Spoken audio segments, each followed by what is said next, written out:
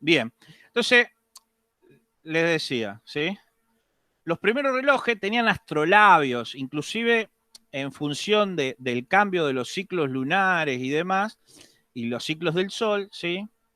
Iban inclusive marcándole el zodíaco, ¿sí? Por eso se llamaban astrolabios.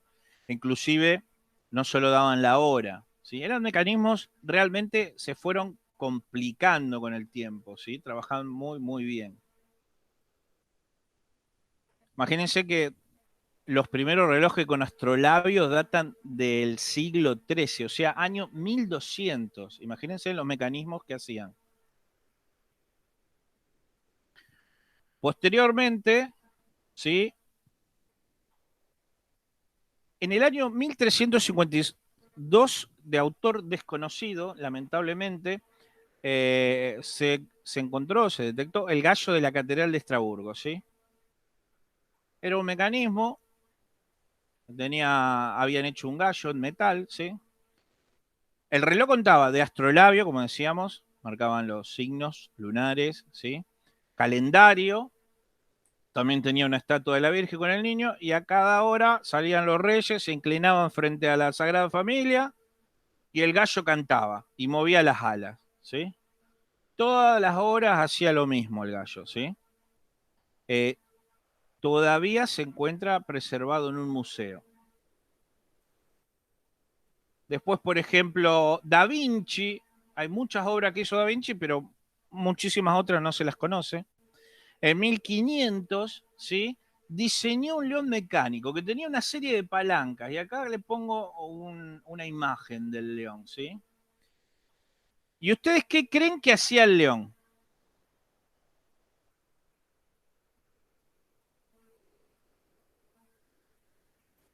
¿Ahuyentaba a los cobradores? Se habrá movido, qué sé yo, la cola, la pata, algo. Mirá, Habrá tenido alguna secuencia de movimiento. claro, se lo habían pedido, ¿viste? Porque había, por ejemplo, guerra entre el rey francés y el papa, había conflictos entre la iglesia y los reyes por el poder, entonces le pidieron que construya un león. Tenía una serie de palancas, se le daba cuerda, ¿sí? Almacenaba energía, energía potencial energía elástica mediante cuerda. No sé si ustedes vieron alguna vez un mecanismo de reloj, pero cuando ustedes dan cuerda lo que hacen es enroscar un resorte, ¿sí? Tipo espiral elástico, y entonces a medida que se va desenrollando va liberando esa energía. Y lo que hacía el león era caminaba, daba unos 12 pasos, ¿sí? Movía la cabeza, ¿sí? Iba caminando de un lado al otro, y después, por último, se abrían compartimentos donde guardaban flores, ¿sí? O sea, imagínense, para lo que era esa época, era prácticamente magia, ¿sí?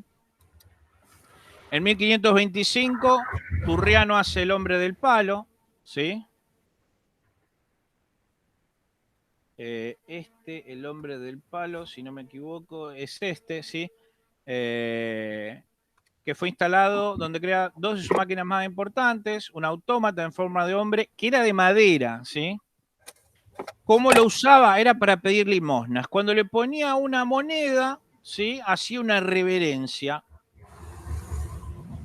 Ahora, ¿qué pasó con ese robot? Era de madera. Se prendió fuego, creo que una iglesia, y listo. Se quemó el hombre del palo, ¿viste? Pero bueno, quedaron las ideas y los conceptos. Von Kepler hace el turco, le llaman el turco, el robot que hace Von Kepler en el año 1770 más o menos, ¿sí? Epa. Era un jugador de ajedrez, ¿sí? Entonces, ¿qué hacía? Se lo regaló, se lo hizo una exhibición a una emperatriz, ¿sí? Y no habían logrado, casi nadie logró desentrañar, digamos, el secreto de cómo lo hacía jugar. Hay una serie de jugadas que hacía el artefacto. Igualmente, iba una persona en su interior, ¿sí? Para hacerle mover algunas piezas. Era más o menos semi-autómata, ¿sí? Y después, bueno, en 1770 ya Dross era una familia que se dedicaba también a la creación de autómatas, ¿sí? O sea, hizo varias cosas, ¿sí? Diferentes tipos de muñecos y los vendía, ¿sí? Esto se encuentra en el Museo de París. Por ejemplo, el escritor, ¿sí? Consistía en más de 6.000 piezas. Fueron 6 años de trabajo, ¿sí? Yo, a ver si lo puedo ejecutar desde acá. No, pero para que vean lo que era el escritor. No vamos a ver todos, total.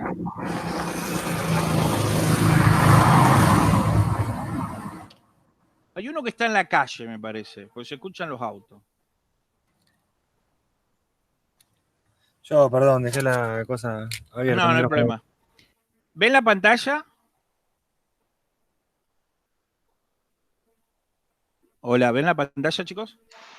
Sí, Sí, sí. sí, Bien, este es el escritor, ¿sí? te da miedo eso. Sí, vos imaginate que estamos hablando del 1700. Ahora, ustedes me preguntan, ¿qué dibuja, profe? ¿Qué escribía? Ustedes le podían programar mediante teclas lo que quería que dibuje o escriba, ¿sí? Era todo un mecanismo como de reloj. Y ustedes, si por ejemplo querían que escriba su nombre o querían que escriba una oración o una serie de letras o un dibujo, tenía una serie de letras, ¿sí? Que trabajaban sobre los mecanismos y le decían lo que había que escribir.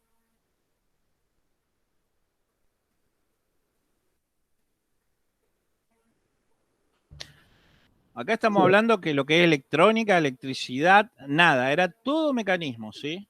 Con energía del tipo, ¿cómo es? Energía del tipo mecánica elástica, ¿sí? Si a ustedes les interesa saber cómo era el del ajedrez, yo acá le puse una miniatura, porque en realidad acá te lo explica que eran dos compartimentos y si abría uno, estaban los cables del mecanismo, donde por un lado estaba el muñeco y por el otro lado en el otro compartimento, había una persona que iba manejando, ¿sí? Para que, dependiendo de lo que jugaba uno, la persona, mediante palancas, hacía mover digamos, el robot, el manipulador, ¿sí? Para ver, para jugar el partido de ajedrez, ¿sí?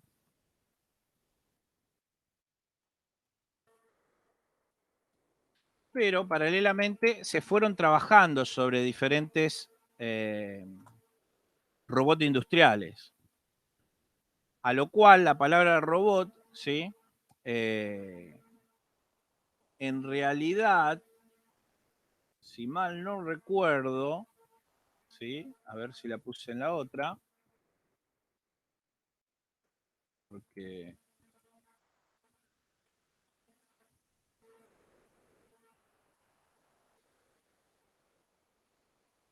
la cambié de lugar. Existía en base a un creador, ¿sí? Creo que era húngaro o de Hungría, ¿sí? Sí, de Hungría. El robot como máquina lleva un desarrollo independiente del término robot tras los primeros autómatas, ¿sí? Los progenitores más directos de los robots fueron los telemanipuladores. Si se fija en esta foto, esto es un telemanipulador, ¿sí? Una persona que mediante una serie de palancas lo que hacía era mover unos cilindros, ¿sí? Y unas pinzas. ¿Dónde creen que se usaban los primeros manipuladores? Para carga pesada. Sí, en una parte sí podía ser para carga pesada, pero creo para máquinas sí, viales, para máquinas, ¿cómo es? De construcción. Pero manipuladores bastante precisos se usaron cuando, por ejemplo, uno de los primeros manipuladores se usó para manejar materiales radioactivos, ¿sí? Cuando estaban manejando materiales radioactivos, empezaron también a utilizar mucho tipo de manipuladores. podemos ver que, por ejemplo, en 1954, GERS, que es esta foto que estábamos mirando, utilizó tecnología electrónica de servocontrol, ¿sí? Para sustituir la parte mecánica de la que vemos nosotros acá y ya empezar a pasar a una parte más eléctrica electrónica, ¿sí? Acá tenemos otro manipulador de los primeros. Si lo ven, son una serie de mecanismos que son manejados por palancas, ¿sí? Palancas y cables. Y si los ven a los manipuladores, prácticamente tienen una forma muy parecida a los robots de hoy en día, o a los brazos robots de hoy en día, donde nosotros podemos, ¿sí? Eh, en la base podemos decirle que está el hombro, ¿sí? Después está el codo, ¿sí? El antebrazo, la muñeca, la mano, ¿sí? Ya vamos a ver de cuántos grados de libertad, cómo le llamamos a cada parte, qué tipo de mecanismos usa, cómo se llaman cada uno de esos mecanismos, ¿sí? Dentro de los diferentes tipos de robots, ¿sí? Que se fueron creando, este tipo de robot se llama Scara, ¿sí?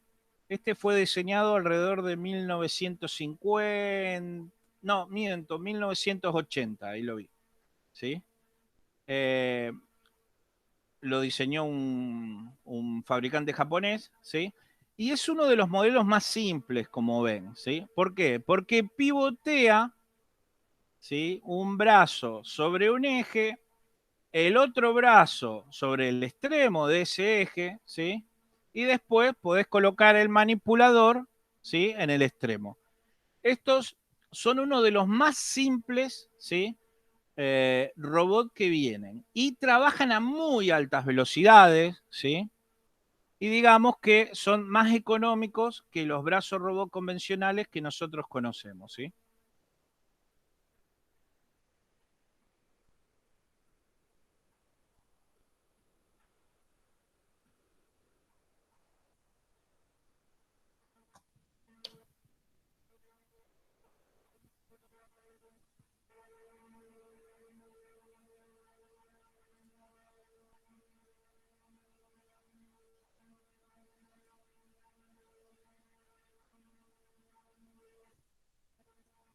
Ustedes escuchan, ¿no? ¿O no?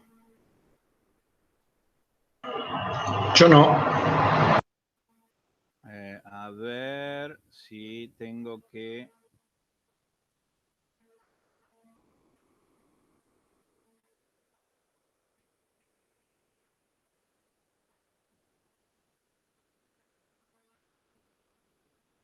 Voy a subir por las dudas el volumen, pero calculo que...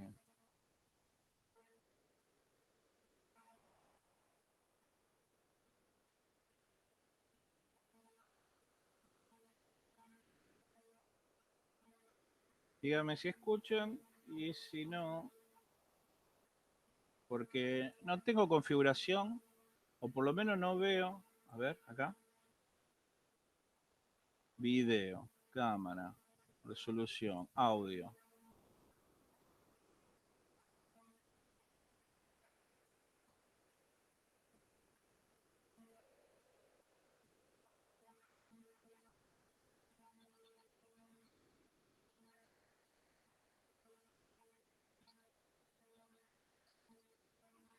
¿Escuchan o no por las dudas? No, profe. El audio no. No.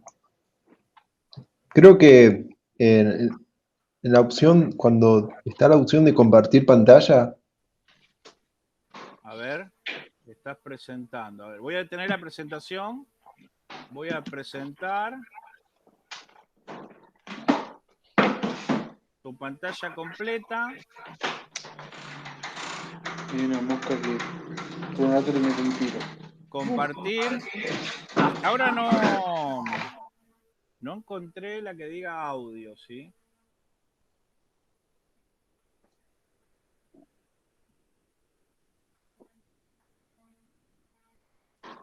Configuración.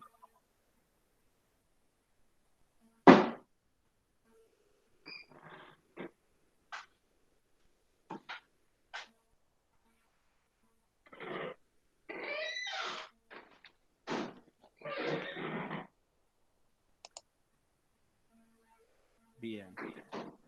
A ver.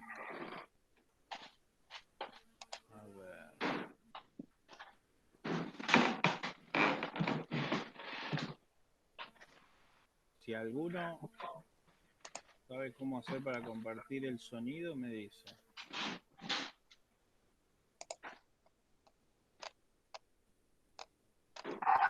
Bueno, ¿lo ven? Sí, profe.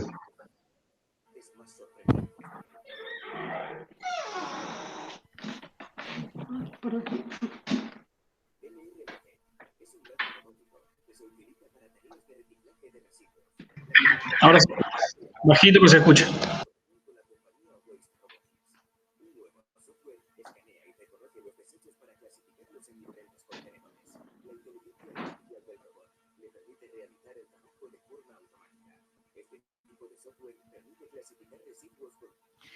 Eso lo hace con algo que se llama visión artificial, ¿sí? Se toman una serie de fotos, si querés miles, y se lo va entrenando al robot diciéndole, esto es plástico, esto es aluminio, esto es papel, ¿sí? El robot, con esa serie de datos, va sintonizando un algoritmo que hay para depender para, por ejemplo, diferentes tipos, ¿sí?, de procesamiento de esas imágenes. Entonces, después se hace supervisado. Generalmente una persona va viendo esa imagen y el robot toma la decisión. En realidad, la visión artificial indica qué es cada cosa. Si hay algún error, la persona le indica al robot que se equivocó, que eso no era, por ejemplo, papel, que era plástico. Y entonces el robot continuamente se va autoalimentando. Entonces llega un punto que de tantas horas de trabajo el robot prácticamente no comete error, ¿sí? Quizás estamos hablando de arriba de un 98%, a veces 99 y pico por ciento de efectividad.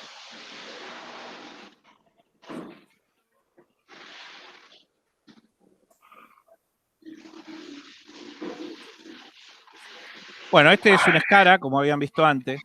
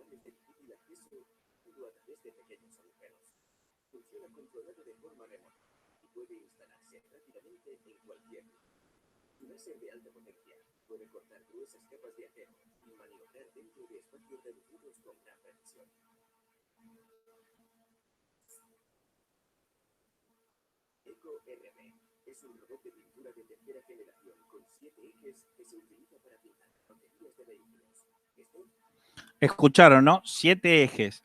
Nosotros, ya la próxima clase vamos a empezar a ver los diferentes tipos de configuración, cuando se llama un robot de 3 ejes, de 4, de 5, de 5 y medio, de 4 y medio, de 6, y este último, que ya es tercera generación, ya vienen de 7 ejes. Fíjense en que cuando pintan, prácticamente no hay lugar que no llegue el pico del brazo.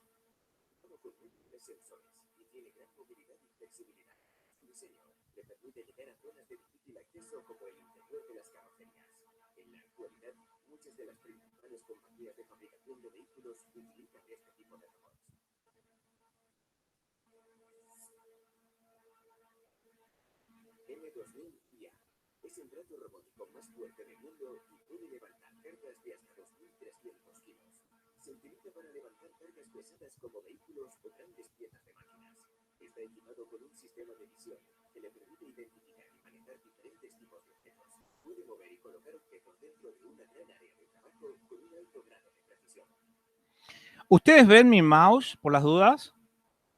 El cursor. Sí, se ve. Bien. Este es el control del brazo robot, ¿sí? Este es el brazo robot. Prácticamente siempre van a tener un control y un brazo robot. Este es el modelo más grande, digamos, de FANUC, ¿sí? Después vamos a ver en los catálogos de FANUC, de ABB, por ejemplo, ustedes van a trabajar con el simulador de ABB para programarlo, por ejemplo, el pintado o el soldado, ¿sí? De una pieza, de un par de piezas, y vamos a ver cómo lo elegimos al brazo robot, ¿sí? Por ejemplo, en función del alcance, del torque, de la carga, ¿sí? Ya vamos a ver una serie de características para que ustedes puedan elegir el brazo robot adecuado, ¿sí? Y después, bueno, programarlo e instalarlo.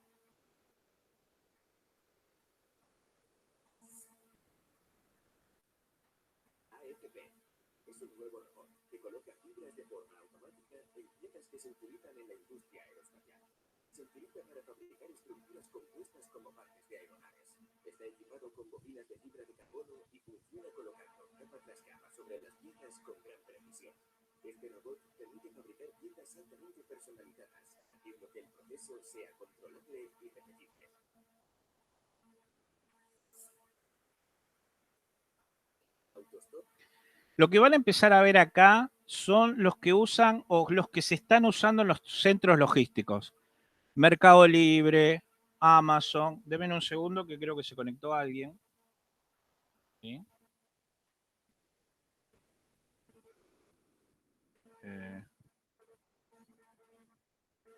A ver. Creí que había escuchado a alguien entrar. Estos ya se están usando en los centros logísticos, pero no solo Amazon, Mercado Libre, Alibaba, AliExpress, eBay, etcétera, sino que se están empezando a usar en centros logísticos de cadenas, por ejemplo, de alimentos, ¿sí? Y correspondencia. Profe, Sí. Julián quiere entrar al grupo. Vos sabés que estaba mirando ahí y no veía. ¿A dónde estás, Julián? Sí, permitir. Perdón. Perdón, Julián, te estaba buscando y no te encontré justo.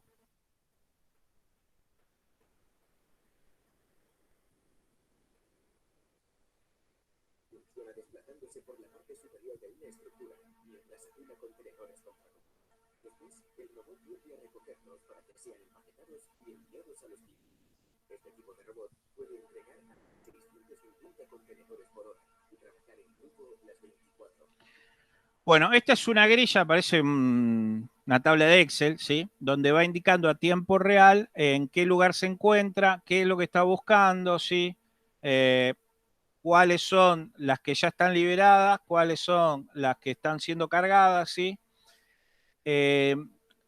Los centros nuevos de logística que Galperín estaba instalando en Brasil, ¿sí? Ya tienen estos acá.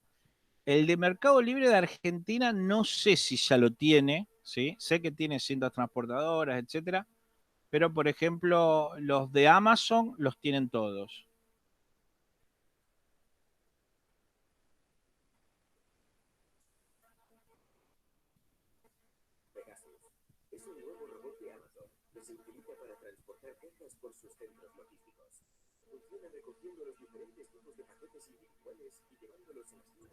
Yo me acuerdo de haber ido a la Ford en Escobar.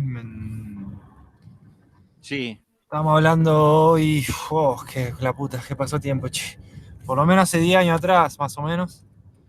El problema más grande que tenían, que ya existían todos estos sistemas, pero no lo podían implementar por la variedad de productos que tenían y la diferencia de tamaño. Podía ser desde un parabrisas hasta, no sé, un plastiquito de la puerta. Claro, entiendo. Tenían dos galpones, uno de 25.000 metros cuadrados y el otro de 60.000, me parece.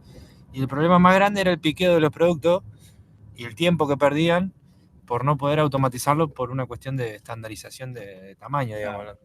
Pero bueno, por ejemplo, en Rafaela, sin ir más lejos, pero si no, muchas empresas, las valvuleras no lo utilizan, las lácteas no lo utilizan, o sea, no te estoy diciendo que tengas un centro de logística con 10.000 de estos, pero creo que ya hablamos una vez de una carretilla traspallet inteligente o un traspallet inteligente que por lo menos pueda buscar el scrap. Yo creo que les había comentado que en Japón lo que tenían era uno que seguía una cinta pintada en el piso, ¿sí?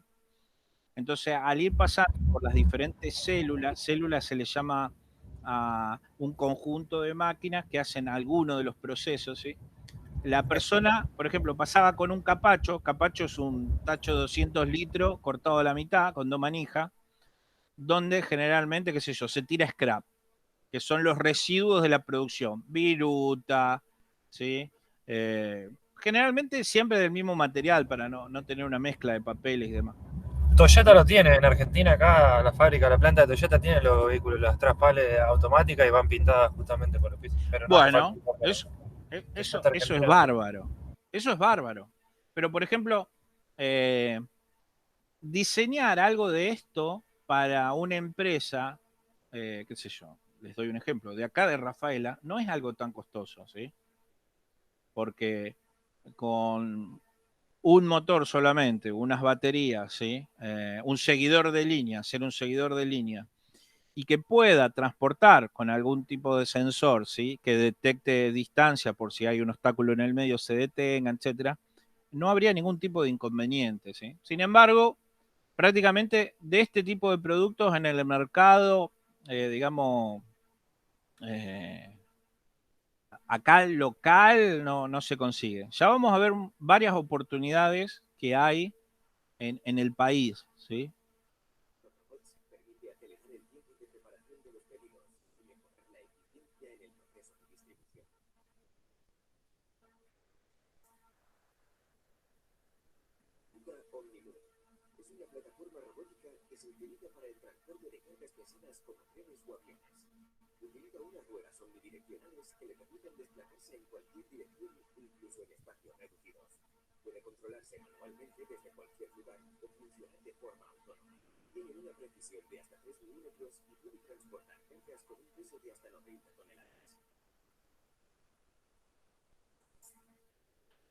Para que tengan una idea, las ruedas omnidireccionales sí se consiguen, ¿sí?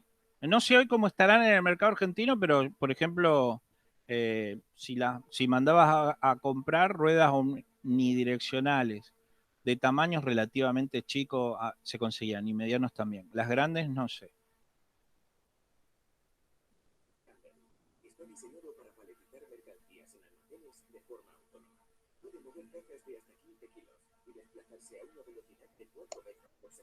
Una avestruz parece ese. ¿Cómo? Una avestruz parece ese.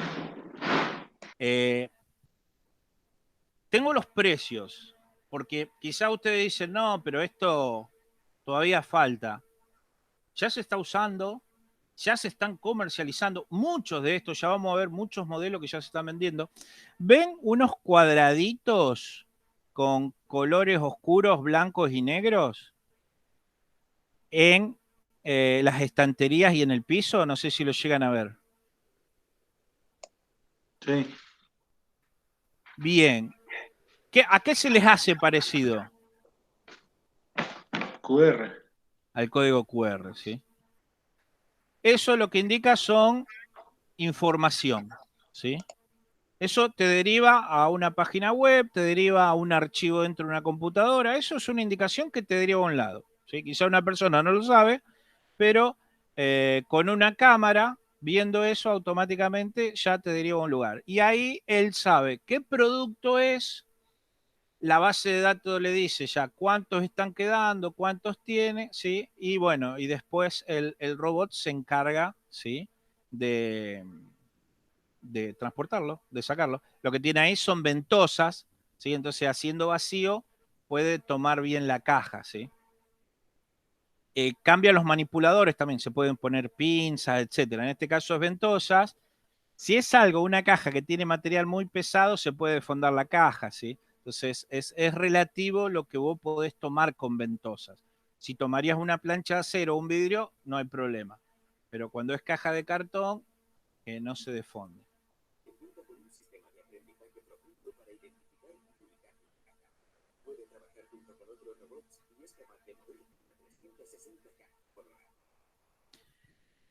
No sé si fueron escuchando más o menos 360 cajas por hora, 20 kilos por vez, 2.500 paquetes por hora.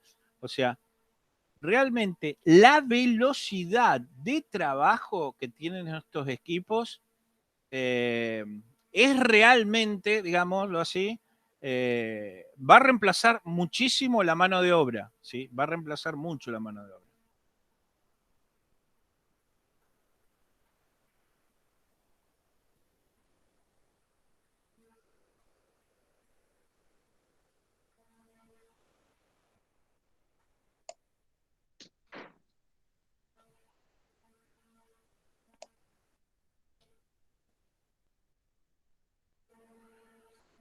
Esto es el spot que ya fue vendido, cuesta $75.000 en estos momentos, ¿sí? $75.000 en estos momentos. Son más o menos 75 iPhone, ¿sí? De los últimos modelos. Quizá para nosotros puede ser caro, pero quizás un sueldo en Estados Unidos de un operario son 2.000, 2.500, $3.000, ¿sí? Más también, pero estamos hablando de un operario, ¿sí? ¿Me aceptan? ¿Alguien me pidió? ¿Quién es, che? Yo era Fabio, pero ya está, ya estoy adentro. Gracias. Ah, perdón, no te había visto. No hay problema. Este se llama Spot. No sé si alguna vez lo vieron. Viene con pinza, viene sin pinza, ¿sí? Todos tienen cámara, todos trabajan con inteligencia artificial para reconocer los objetos. Es prácticamente la misma inteligencia artificial en el sentido de con visión artificial que utilizan los autos Tesla, ¿sí? Para identificar obstáculos. Si bien este no tiene que identificar que es un semáforo, que es un árbol, que es una vereda, que es un peatón, este está entrenado para otro tipo de imágenes, ¿sí? Esto sale $75.000 y ya fueron vendidos, o sea, donde ya se están utilizando. Esto para que se hagan una idea, se pusieron a la venta en el 2020, ¿sí? Uno de los lugares que ya lo están usando son la policía en Estados Unidos como para detección y desarme de bombas, etcétera. Pero lo están usando inclusive ya también en plantas nucleares, ¿sí? Esto sirve para mantenimiento, seguridad.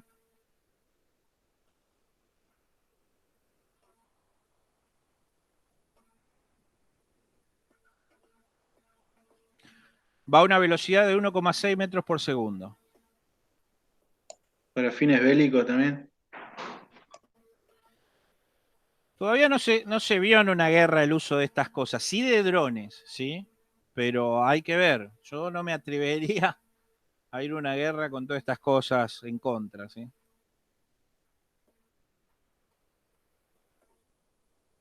Dynamic Robotics no es una empresa Sí, yo estoy asociado a la página, al boletín y continuamente manda información. Ya vamos a ver varios de Dynamics. Dynamic nace de Caltech, que es, al igual que el MIT, es el Instituto Tecnológico de California, ¿sí? Hay varios lugares en el mundo que están haciendo punta en robot. Está el MIT, el MIT, Caltech, ¿sí? Y hay uno en Zurich que se llama ZTH, ¿sí? Que realmente son muy buenos en el desarrollo. Esto lleva, digamos, bastante teoría de control automático, una materia que van a ver en el segundo cuatrimestre y un poquito vamos a ver ahora por el tema del control PID.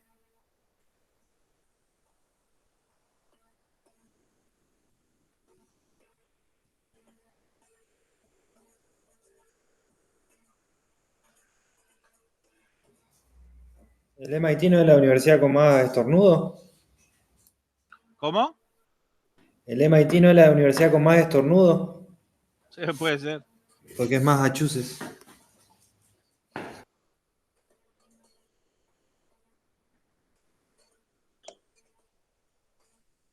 Llegó el señor Comedias.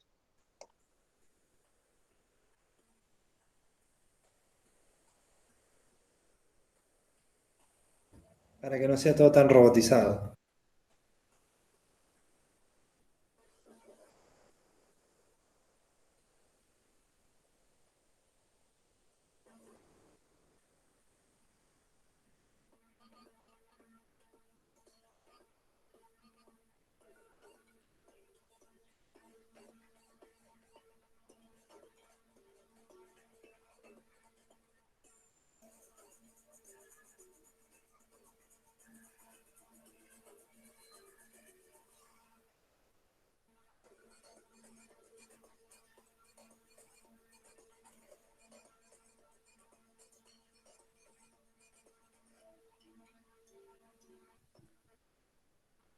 Como les decía, este está en el orden de los $75.000, ¿sí?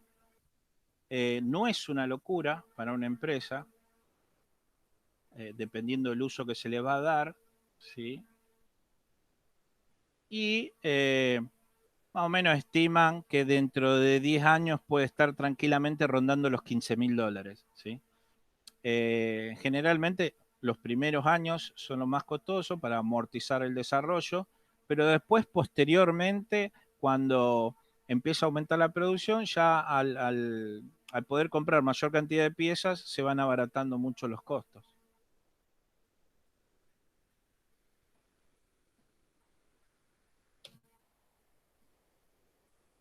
Ah, este ya lo... Este lo pegué yo. Me perdí.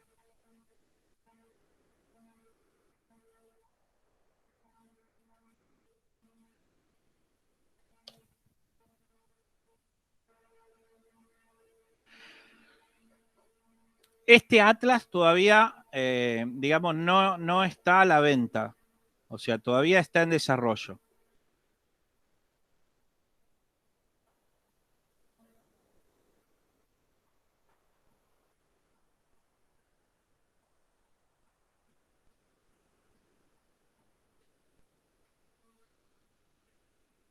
Lo que permite que tenga tanto equilibrio son esa parte que nosotros comentamos cada 2x3 del control automático.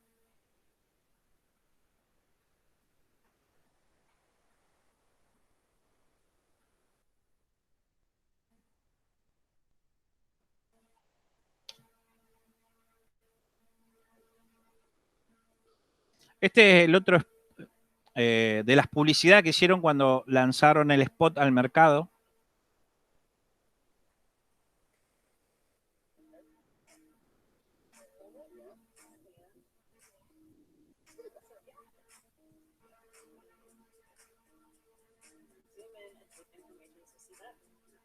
Ahora, ¿quién financia tanto desarrollo, digamos? Porque no son 1 o 2 años de desarrollo, digamos.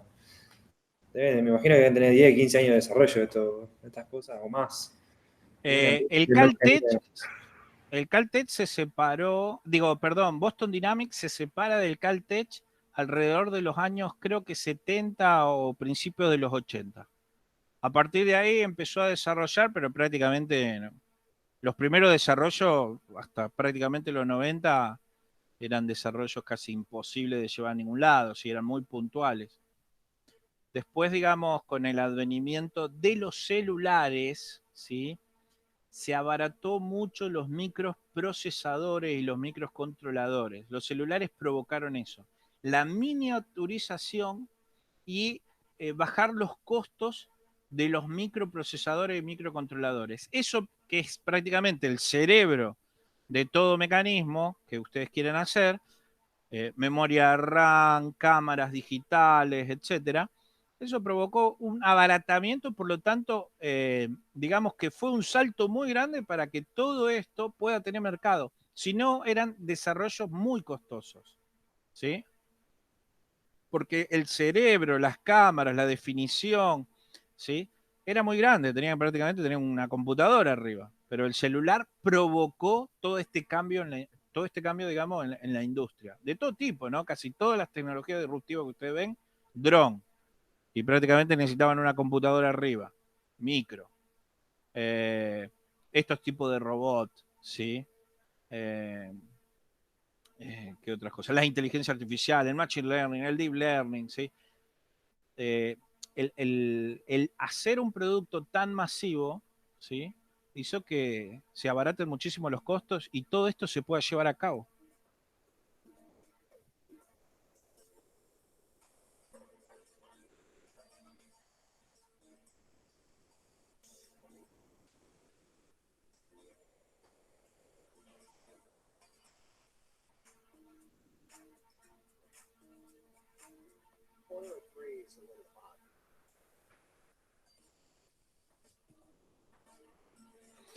Ahí lo que está haciendo el robot es todo el mantenimiento preventivo, más que nada no preventivo, predictivo de todos los equipos. Control y mantenimiento predictivo.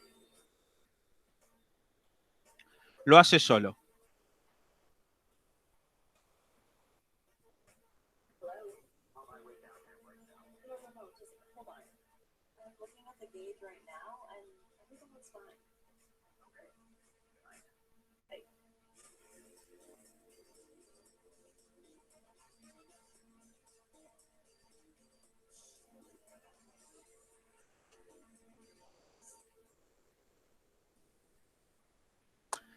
Como le decía, todavía, digamos, es bastante caro, por ejemplo, más que nada para empresas acá en Argentina, por el valor del dólar, pero cuando ya estén alrededor de $15.000, prácticamente va a ser muchísimo más alcanzable. A ver.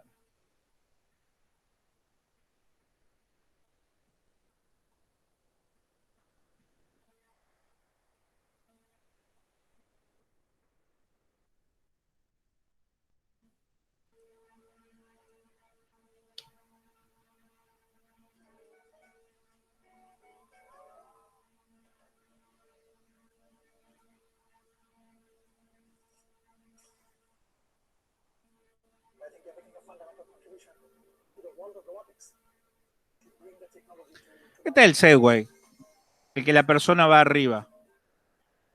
Solo que le encontraron una vuelta más, que se maneje automáticamente y que sirva para seguridad.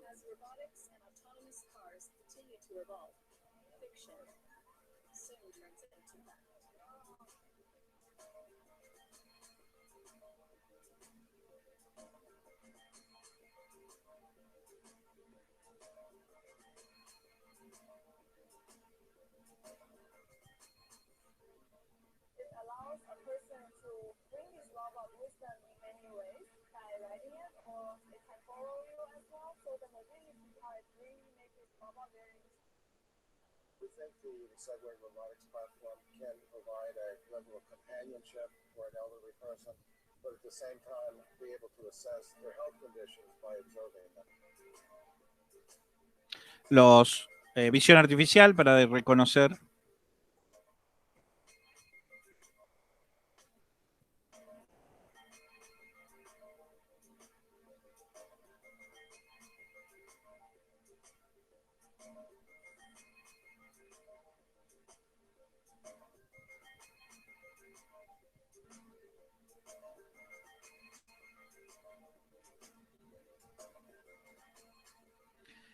Como verán, tiene un sensor de ultrasonido para detectar obstáculos, ¿sí? Tiene un sensor también infrarrojo para detectar cosas a distancia. Tiene una cámara donde corre el software de visión artificial para reconocer, qué sé yo, vehículos, personas y así no chocarlo. Y después lo que tiene es parlante, cámara, si hay una persona que los está monitoreando. Esto ya se utilizan en los aeropuertos, ¿sí? Tanto para transportar a la gente como para, si no, auxiliar o asistir a las personas.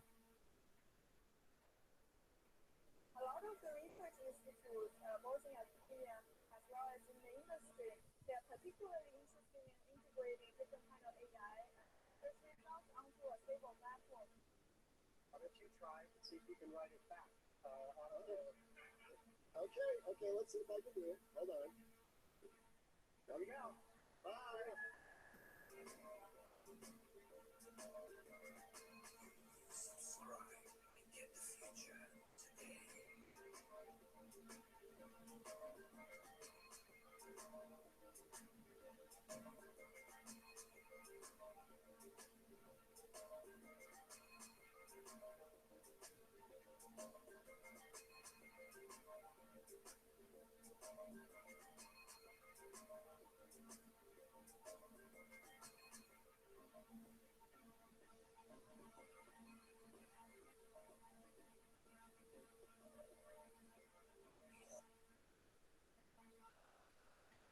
Este que vimos, ¿ustedes creen que les puede resultar difícil fabricarlo?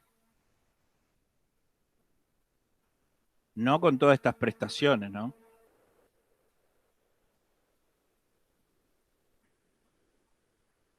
Decinos vos si es difícil. En realidad, ustedes ya estuvieron viendo el 70% para fabricarse uno de estos. Le está faltando un 30%, que no es mucho, ¿no? Con algo de lo que podemos ver al final ahora de la materia robótica, más lo que van a llegar a ver en control automático, tranquilamente ustedes se lo pueden fabricar. Y les voy a mostrar.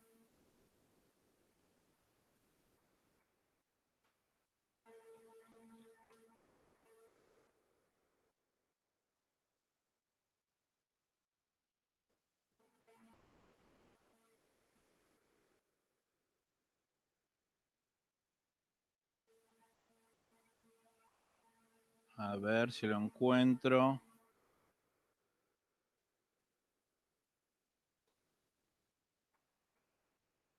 Se llama carro balancín.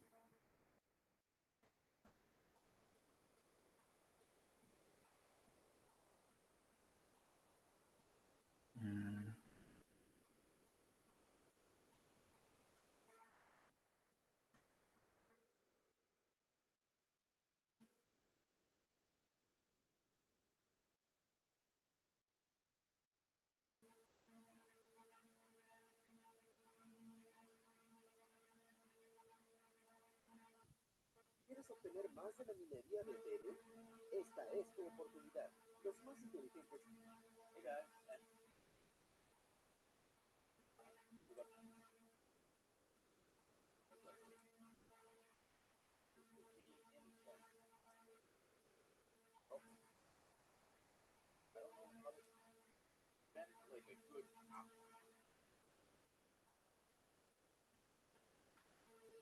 A ver si lo termina él.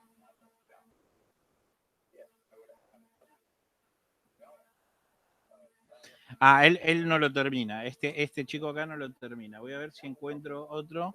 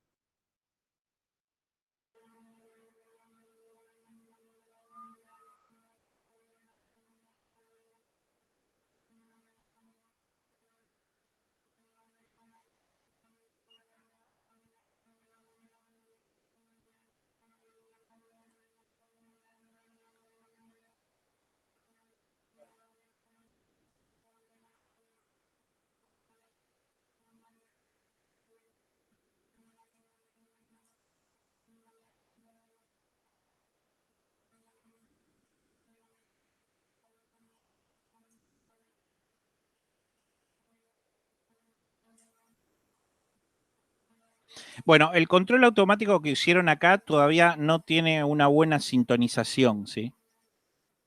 Por eso anda a los tirones. Pero todavía se puede sintonizar mucho mejor. Para que no haga esos tironeos. A ver.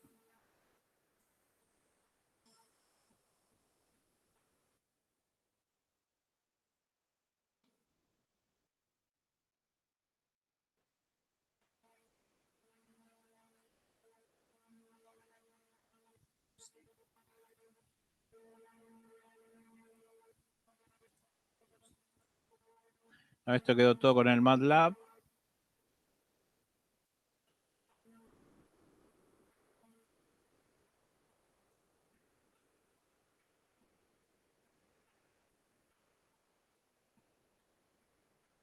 A ver.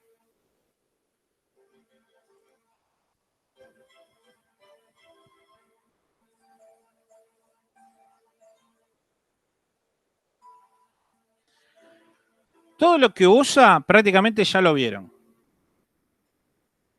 Lo único que les está faltando a ustedes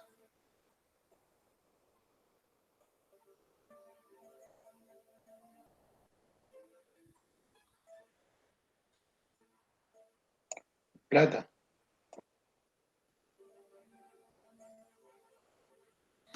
Así es, digamos, la base del Segway. En función de si el carro, ¿sí? La persona que está, se va para adelante, él acelera hacia adelante. Si se va para atrás, acelera para atrás. Entonces corrige esa posición, ¿sí? Y mantiene el equilibrio.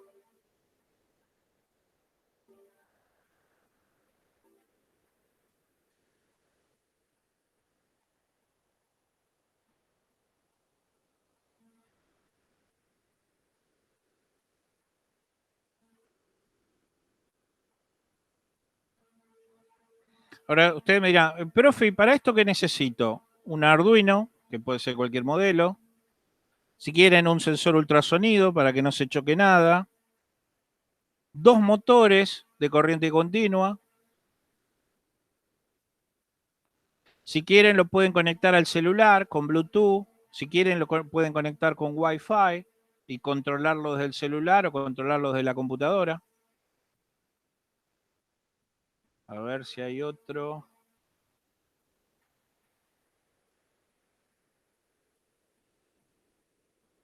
Está buscando.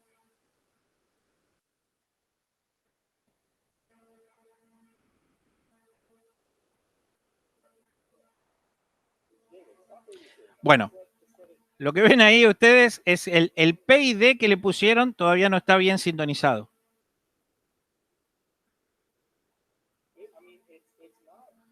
Ah, bueno, uno de los sensores que no usaron ustedes hasta ahora para conectar se llama el acelerómetro, ¿sí? Eso es lo que sensa la inclinación para, digamos, mover los motores, para adelante o para atrás, para mantener el equilibrio.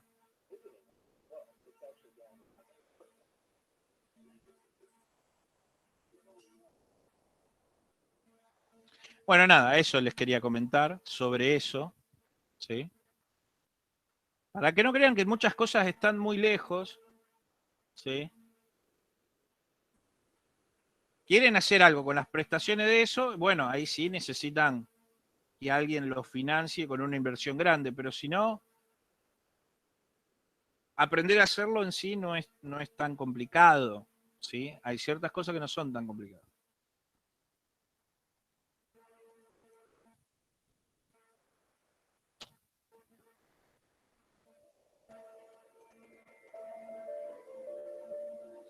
Estos son los famosos cobot que yo les decía que son colaborativos, ayudan a las personas.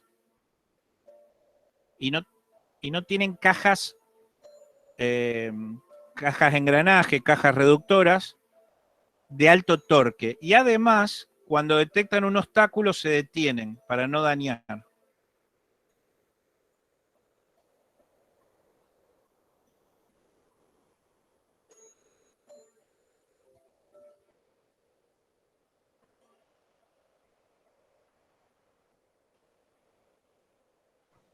Perdón, profe, una pregunta. ¿Sí? ¿Cada movimiento de cada eje debe ser configurado o simplemente el hecho de que se mueva en un plano solamente se tiene un punto como coordenada? Mirá, cuando vos lo programás al robot, ustedes van a ver que no es difícil. Cuando ustedes los programen... Ah, está Mario. Buenas tardes, Mario. Hola, ¿qué tal? Buenas tardes a todos. Hola. Cuando ustedes lo programen, eso lo van a obviar todo. Nosotros lo vamos a ver en la teoría, ¿sí? Las maneras matriciales, con ángulos directores, como para que tengan una noción de cómo se hace. Sí, hola, Gastón. Si quieren profundizarlo, no hay problema, ¿sí? Ahora, lo que nosotros también queremos es darle una impronta más práctica. Pero cuando ustedes programen un robot en una industria, un colaborativo, ¿sí? O lo que sea, no es nada de otro mundo, porque ustedes en realidad lo que van a hacer, van a fijar una trayectoria en función de coordenadas. Y si quieren, inclusive, para hacerlo más fácil, lo pueden hasta inclusive ir presentándolo con la mano. El robot tiene unas funciones que se liberan, ¿sí?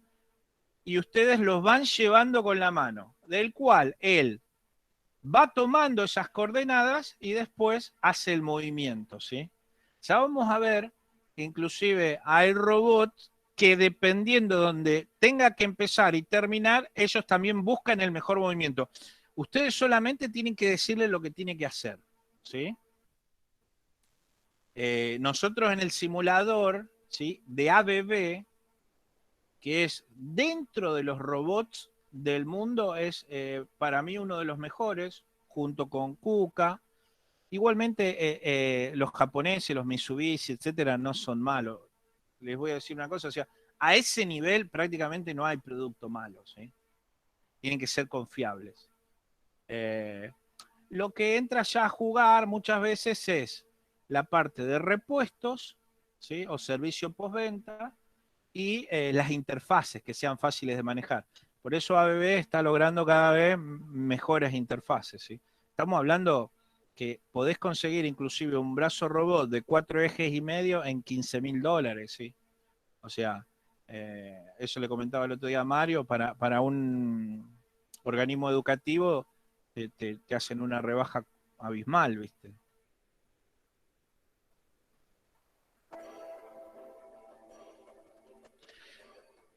Como ven, no tiene limitación, gira 360 grados, ¿sí?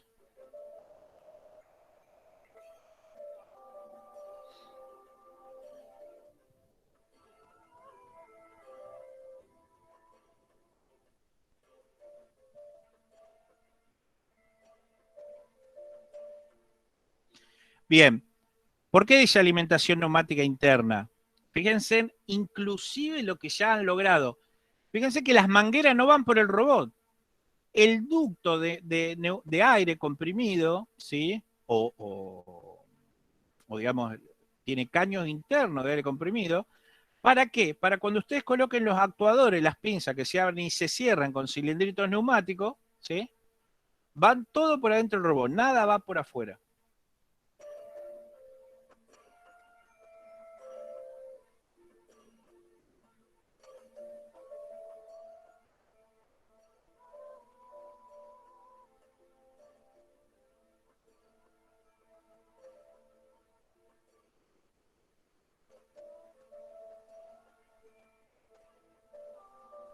Cuando dice repetitividad 0,05, ¿sí?, son 5 centésimas de milímetro, ¿sí? Son 50 micrones de precisión.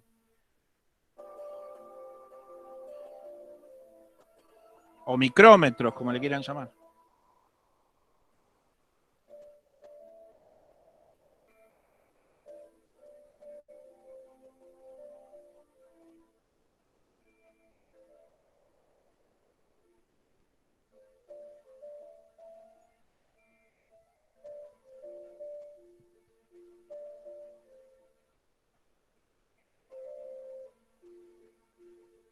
Eso es colaborativo, que la persona puede estar dentro del área de trabajo que no la va a dañar el robot, a diferencia de los robots industriales comunes que te parten al medio.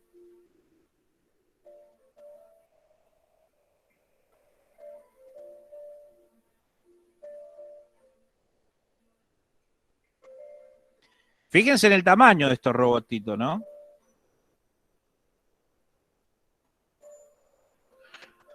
Hoy por hoy casi no vienen empresas en Argentina que usen colaborativos, usan más de los otros, más los industriales, ¿sí?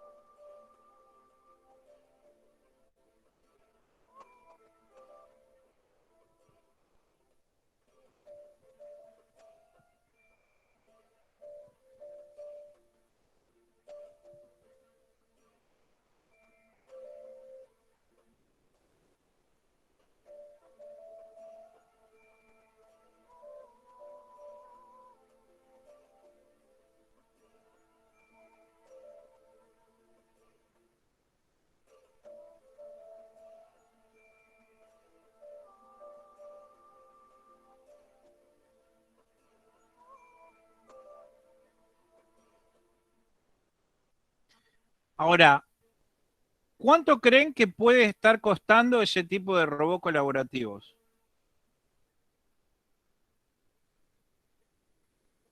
Prácticamente que, bueno, Mario, vos lo conocés bien. Uno de estos robots colaborativos en un torno ROMI, ¿sí? Para mecanizar las válvulas, o estos robots colaborativos para usar en la forja, ¿pueden usarse o no? Sí, sí, en proceso de forjado, sí, sin problemas. Igual también como carga o descarga de piezas en un CNC, sí, sí, tranquilamente se pueden utilizar. Estamos Porque no- hablando, claro, tranquilamente. Y fíjate que prácticamente todavía no está muy divulgado en Argentina el robo colaborativo. Sí se vende, pero no está siendo muy usado, sino que todavía es más usado o quizás se confía mucho, que también lo funcionan, en los otros robots, ¿sí? Los ABB grandes, los Fanuc, ¿sí? No tanto en el robot colaborativo. Ahora, ¿cuánto creen que cuesta un robot colaborativo? ¿Alguien se anima a tirar un número? Dijimos que los otros, para la industria, estaban tranquilamente alrededor de los $30.000.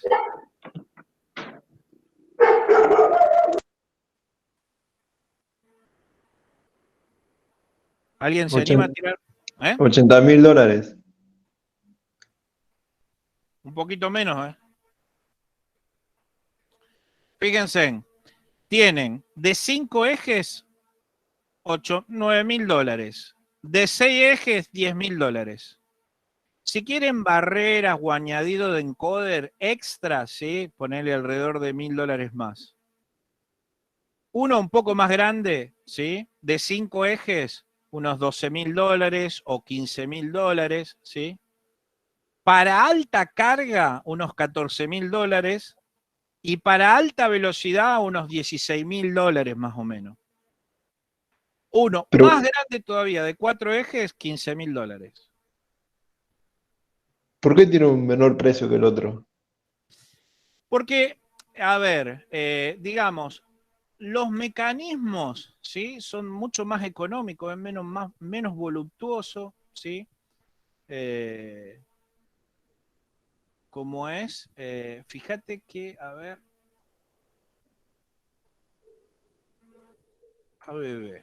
fíjate cómo están construidos. Yo estoy hablando de esta marca, ¿sí? Porque no conseguí de otras marcas. Pero yo calculo que ABB tiene, calculo no, ABB tiene también robots colaborativos. A ver, oferta.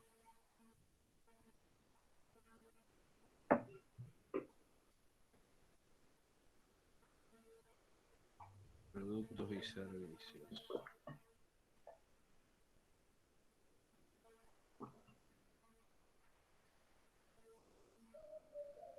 Robótica. Fíjate que acá los tiene. Son relativamente nuevos. Fíjate que la noticia es del 24 del 2 de 2021. ¿Sí? Tiene un mes apenas. Lanza la generación de los cobots, que son robots colaborativos o collaborative robots, ¿ves? Con 2 brazos, con un brazo, ¿sí? Inclusive muchos ya son, ¿me entendés? Son piezas externas, son de plástico, ¿sí? Ya no es tanto acero, no llevan tanto mecanizado, estos son moldes principalmente inyectados, ¿sí? De este sí no tengo los precios, pero calculo que estarán relativamente parecidos a los que te pasé.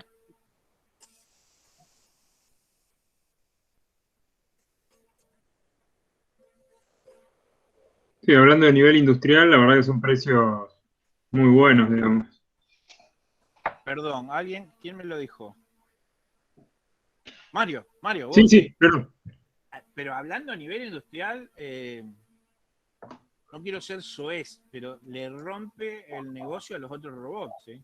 O Sí. sea, los reemplaza lisa y llanamente, ¿sí?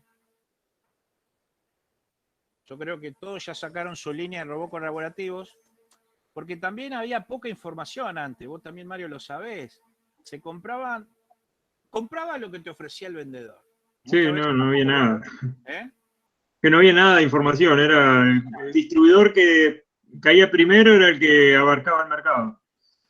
Y con Mario, porque trabajamos juntos en Edival, yo después me fui para el INTI y él quedó en lo que fue Male después. Por ejemplo, los brazos robot que tienen, ¿sí? Son muy grandes para lo que realmente necesitan, pero muy grandes. Sobra la fuerza. ¿No es cierto, Mario? Sí. Y lo cual, en estos casos, no siempre cuanto más grande mejor, porque ¿qué pasa? El robot se hace más lento. Muchas veces, lo que conviene siempre es dimensionarlo adecuadamente para después poder optimizar los tiempos de ciclo a lo máximo posible. Claro, por la inercia, ese peso que tiene que moverse, ¿viste? Cuanto más veloz, mayor inercia. Cuanto más inercia, podemos decir menor exactitud. Sí tiene exactitud, pero sufren las piezas del robot, ¿sí?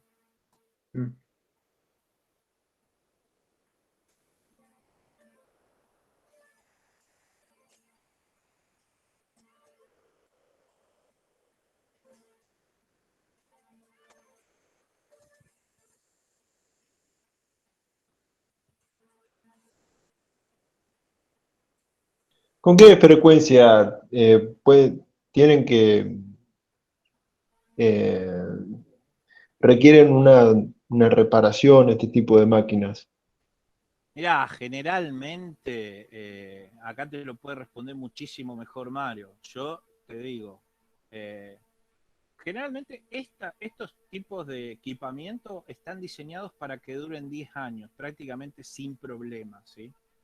Después vos si lo metés en el norte de Argentina, Chaco, donde tenés una subida y una bajada de tensión, ¿sí? Bueno, ahí van a sufrir el controlador, van a sufrir los reguladores, ¿sí? Van a sufrir la electrónica. Si lo metés en un ambiente muy agresivo, o sea, muy ácido, muy cáustico, muy polvoriento, y también va a sufrir. Pero si está en un ambiente donde las condiciones son normales para bien, ¿sí? Prácticamente vos, si lo dimensionaste bien, capaz que arriba de 5, 6, 7 años prácticamente no tenés problema. Inclusive cuando vos lees los manuales, le tenés que hacer un mantenimiento preventivo. ¿A qué le llamamos? Y grasa en los alemites, ¿sí? Limpiar ciertos lugares. Pero si vos inclusive tenés la parte electrónica donde no sufre picos de calor, o sea, no están en zonas muy calientes, la tenés bien ventilada, la tenés limpia y tampoco va a tener problemas, ¿sí? Estos generalmente terminan fallando muchas veces por el envejecimiento mismo, ¿sí? Si lo mantenés bien por el envejecimiento mismo de las partes, más que nada, por ejemplo, la electrónica, ¿sí? Mario. Por experiencia práctica, o sea, un equipo de estos que trabaja, digamos, de lunes a sábado, las 24 horas, aproximadamente una vez por año. Por ejemplo, yo tengo la experiencia con la marca Kuka, que tiene varias transmisiones a correa. Bueno, se hace el cambio total de las correas del robot. Los reductores con grasa, se hace el cambio de la grasa del reductor. Y también se chequean, bueno, juegos de los reductores, digamos, que son a engranaje, y la limpieza del sistema de ventilación de la parte electrónica. O sea, se sacan los ventiladores de toda la parte electrónica y se limpian. Porque, bueno, mi experiencia es una empresa, digamos, una industria metalmecánica, en el cual en el ambiente hay mucha contaminación, digamos, aceite. Entonces, eso va ensuciando y trabando todo. Y después fallas graves, casi que se podría decir que a los 2 años alguna fallita te aparece con esa intensidad de trabajo. Cable de encoder cortado, etapas de potencia que revientan, eso más de todo es por la calidad energética. Más de todo, el gran enemigo del robot es el falso contacto. Porque como justamente tiene tantos movimientos y los cables en algunos robots pasan por toda la articulación. Esos cables, bueno, se van cortando, digamos, se van venciendo y se cortan y generan falso contacto. Lo cual, bueno, a veces es un dolor de cabeza. Pero como mínimo una vez al año, suponiendo que va todo perfecto, hay que hacer un mantenimiento que lleva aproximadamente unas 8 horas de trabajo. Eso es, bueno, en base a la experiencia que tuve con el tema de trabajar con robots. El tema es que yo últimamente los que vienen son de transmisión elástica de metal. O sea, son como unos engranajes elípticos elásticos de metal. No sé si seguirán llegando o viniendo los de correa. Calculo que Los que son de baja carga de Kuka, sí, todavía en algún, no todos los ejes, ¿no? Pero normalmente los ejes 4, 5 y 6, perdón, 3, 4 y 5 son a correas, normalmente. En los de, digamos, los de baja carga, no sé, los más grandes, por ahí los más grandes de mayor que yo, el 125, que son para 125 kilos en la punta del eje, en la punta del robot, capaz que tengan otro tipo de transmisor, pero el KR6, KR16, hasta el momento siguen siendo a correa. Che, Mario, ¿y cuántos años ya tienen esos robots? Y el modelo KR6, y yo los empecé a ver en el 2004. Así que. ¿Se fueron cambiando todos con el tiempo? Sí, van saliendo evoluciones. Por ejemplo, en el 2012 aproximadamente, Kuka había sacado el modelo KR5, un poquito más limitado en alcance. Pero obviamente van haciendo sus restyling, digamos, en el tiempo. O sea que la fábrica ya los tiene mucho más de 10 años. Sí. O sea, permanecen, digamos, no tienen, digamos, no se los da de baja muy seguido. O sea, creo que todavía hay en marcha algunos robots que se pusieron en el año 2001, 2002. Por lo que tengo entendido por colegas que quedaron ahí trabajando, todavía están en marcha. Sí. Bueno, a lo que voy, Fabián, vos también que preguntabas, ¿sí? Cuando seleccionás un robot, una de las cosas que ves es que la persona que va a trabajar ahí va a ser quizás durante 30 años de su vida el mismo movimiento de cadera, de brazo, de cintura, qué sé yo, con 20 kilos, ¿sí? Entonces muchas veces, o es una zona muy caliente, es una zona bastante nociva o tóxica, entonces todo eso entra en juego. Y para no cargar a una persona, lo que terminas haciendo es poniendo el costo. Y si vos te pones a ver, con el sueldo de una persona, en 30 años se termina pagándolo. En realidad, en 10 años se amortiza tranquilamente el robot, ¿sí? O sea, si hablamos de un robot de estos que yo les dije, colaborativos, los precios. Vamos a suponer $15.000, ¿sí? En un par de años se paga el robot. ¿Hola? ¿Por las dudas? No, con esto no quiero decir saquemos los empleados y pongamos robots, ¿no? Pero hay mucho trabajo repetitivo que destruye las muñecas, destruye la cadera, destruye la espalda, la cintura, ¿sí? O hay poco espacio para que una persona esté ahí libremente trabajando. Con Mario somos muy autorreferenciados, yo más que nada, porque lo conocí a Mario ahí y demás, trabajamos un tiempo juntos, pero las personas que a veces iban sin dormir o mal dormidas, porque metían muchas horas extra por necesidad o por no sé qué, por necesidad de la fábrica o por necesidad de él, no lo sé. ¿Te acordás que más de uno, de tanto hacer ese movimiento repetitivo, dejaba la mano adentro de la prensa? Sí. La cabeza llega un momento que siempre metés la mano para buscar la pieza, siempre metés y apretás con la otra mano el pedal y la mano y tic, y tic, y tic. Llegaba un momento que hacía las dos cosas a la vez, ¿sí? De tanto repetir. Y eso también es peligroso, ¿viste? Entonces, no solamente pasa por el costo, y ya prácticamente los costos, hablando con esta generación, fíjense que ABB está relanzando o lanzándolo 24 del 2 del 2021. Ya habían salido, sí, pero calculo que ahora está haciendo un relanzamiento con nuevos modelos, etcétera.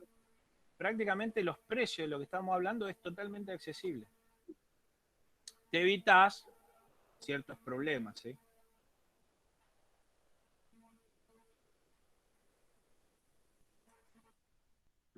Pero como dice uno, si uno nació martillo, siempre piensa en clavar clavos, ¿sí? Y lo que tenemos que pensar es que no es solo la industria que necesita robots, ¿sí? Vamos a ver que dentro de las diferentes clasificaciones, bueno, son las I-34. Las clasificaciones se las voy a dejar para que las lean ustedes, robot secuencial, robot con trayectoria, etcétera. Son literalmente fáciles. Se clasifican de diferente manera, ¿sí? Pero vamos a ver algo de oportunidades en la Argentina, ¿sí? Esto quería charlarlo con ustedes. ¿Y dónde creen? Ya prácticamente les puedo haber adelantado algo. Que hay oportunidades en Argentina. En campo. Lo que pasa es que si ponía, ¿cuál es el campo de acción donde también lo mencionaba, ¿sí? Oportunidad y un campo enorme de aplicación. Totalmente. Y se estima, ¿sí?, que del 2025 en adelante, ¿sí?, se van a usar arriba de 175.000, ¿sí?, mecanismos autómatas, ¿sí?, o potencialidad del campo argentino, ¿sí? Mecanismo autómata. Dentro del mecanismo autómata, drones, justo ahora estamos trabajando en un desarrollo de uno, ¿sí?, para hacer medición de rindes. Profe, Sí. un segundo. Se le escucha bajito. No sé si estaba hablando muy lejos del micrófono. Perdón, gracias por decírmelo. No, es que no estaba hablando al micrófono, estaba hablando a la computadora. Estaba mirando la presentación y hablaba a la computadora. Bien.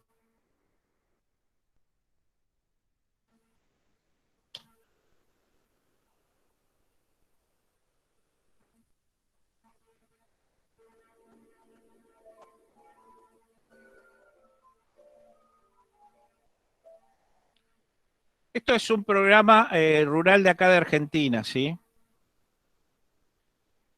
Esto que ven ahí son imágenes que toman los drones para sacar el rinde en los cultivos. Estamos viendo de diseñar uno de ala fija. Esos son ala fija.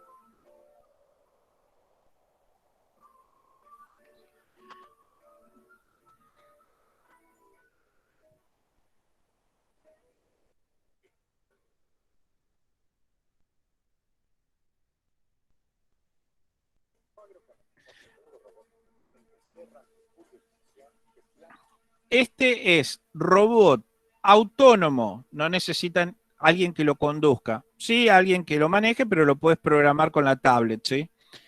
Es fumigador y se presentó en Expoagro el año pasado.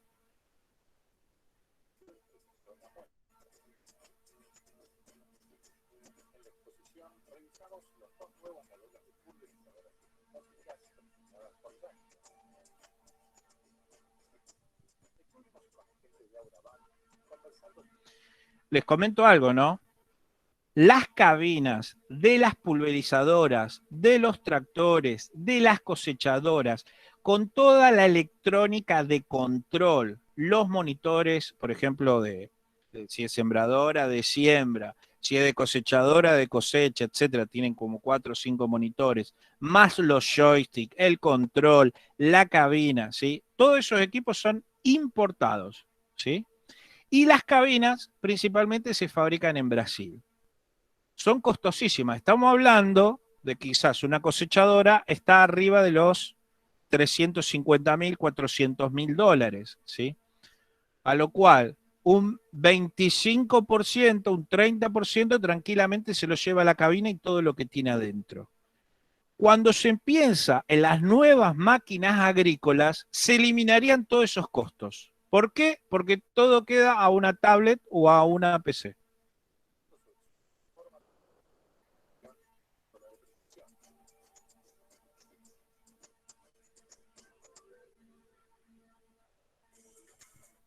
amigos, equipado con el sistema de aplicación selectiva de misiles o QUIC.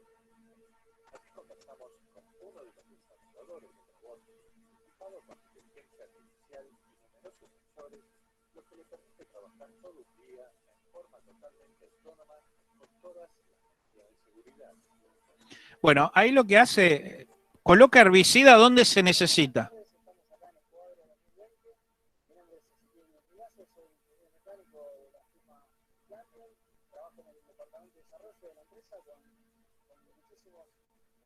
Compañeros míos que tenemos la suerte y la felicidad de presentar en esta edición lo que ustedes pueden ver a mis espaldas, que es la plataforma Terra, el sistema de priorización selectiva automática.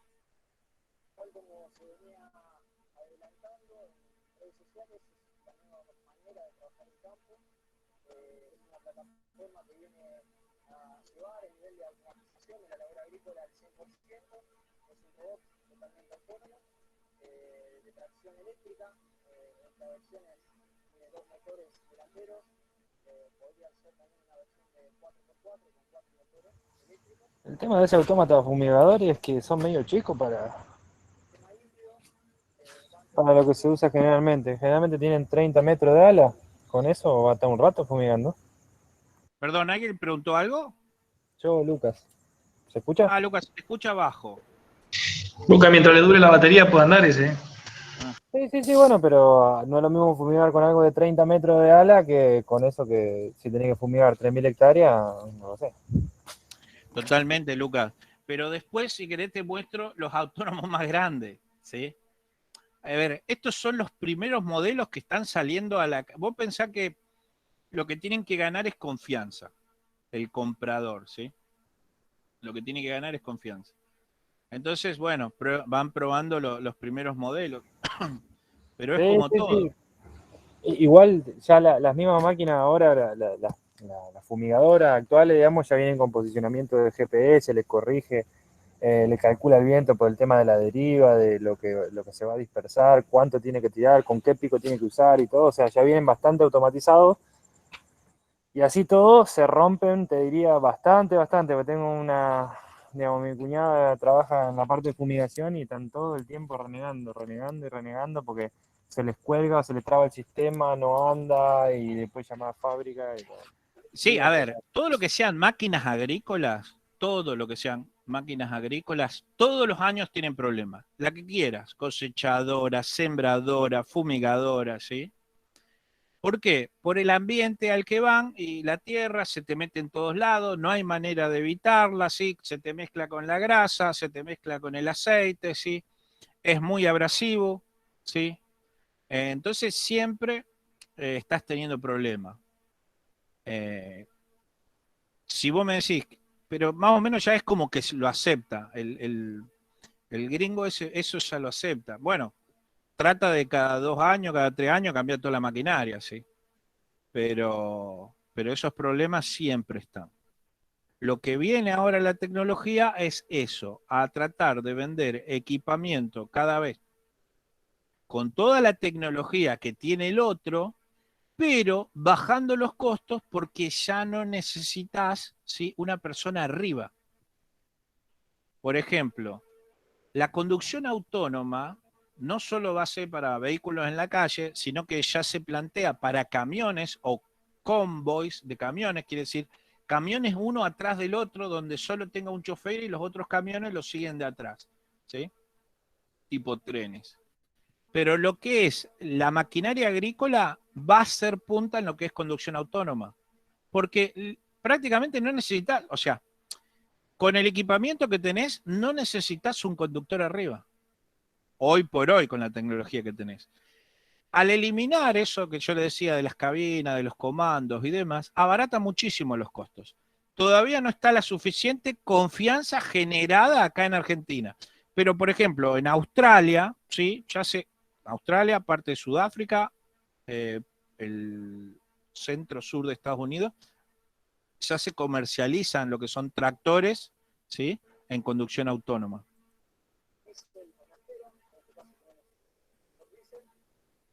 También tenemos la otra opción en la cual la fuente de potencia puede ser totalmente eléctrica, en donde la energía energía necesaria para los motores vendría directamente del mando de batería.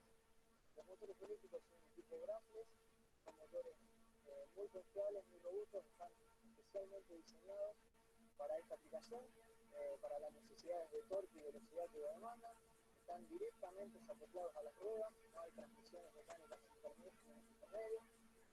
Eso nos permite lograr, como en el resto de nuestros productos, la mayor eficiencia en la potencia necesaria para su uso, que es un poco lo que más buscamos en el combo de la plataforma autónoma con la pulverización. Llevar la pulverización, en este caso, a un nivel de eficiencia jamás antes visto en lo que es el mercado.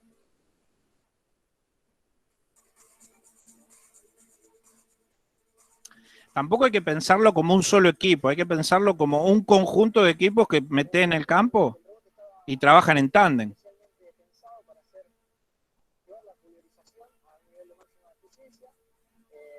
Cuenta con un tanque de capacidad de 600 litros.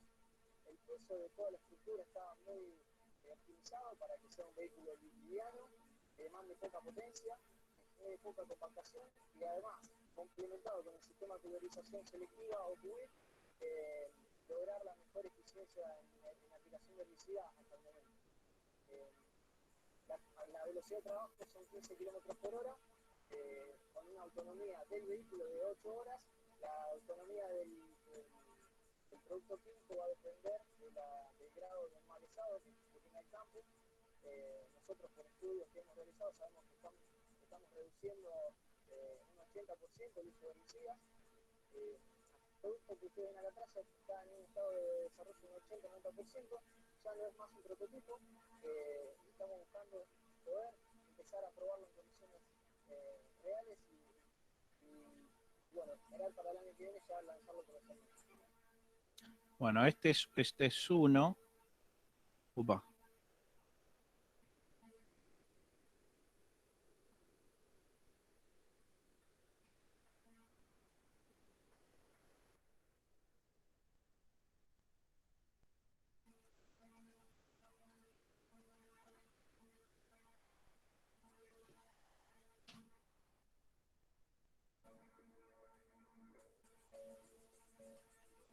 Agricultura 4.0 fue gobernado por los robots. Es sustentable que era una gran oportunidad en la era del campo moderno. Andrés Méndez repasa las principales novedades. Bueno, eso que vieron ahí, ¿sí? Quita malezas agregándole un chorro, ¿sí?, de herbicida, puntualmente reconociendo con eso, con visión artificial, dónde es la planta buena, dónde es la maleza, digamos. Fíjense que lo van viendo y ahí echa el chorrito.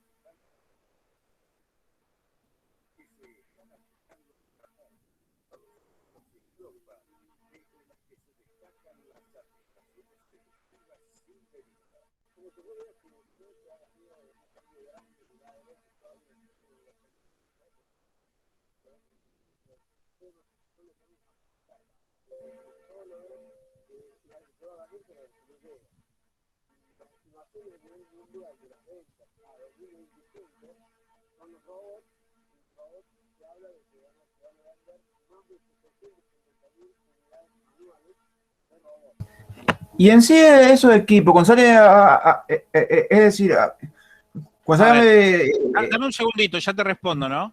Fíjense, bueno, esos son, ya después les muestro unos robots articulados, ¿sí? Para caminar prácticamente mucho uso no les veo, pero... ¿Qué ven ahí arriba del robot? ¿Un sensor de ultrasonido, no? Un sensor de ultrasonido, sí. Para medir distancia, ¿sí? Y obstáculos. Esto acá que ustedes ven acá, ¿lo ven? Lo que estoy marcando.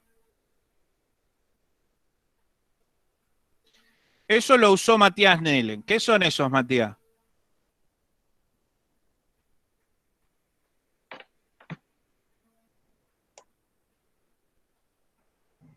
Motores paso a Matías. paso.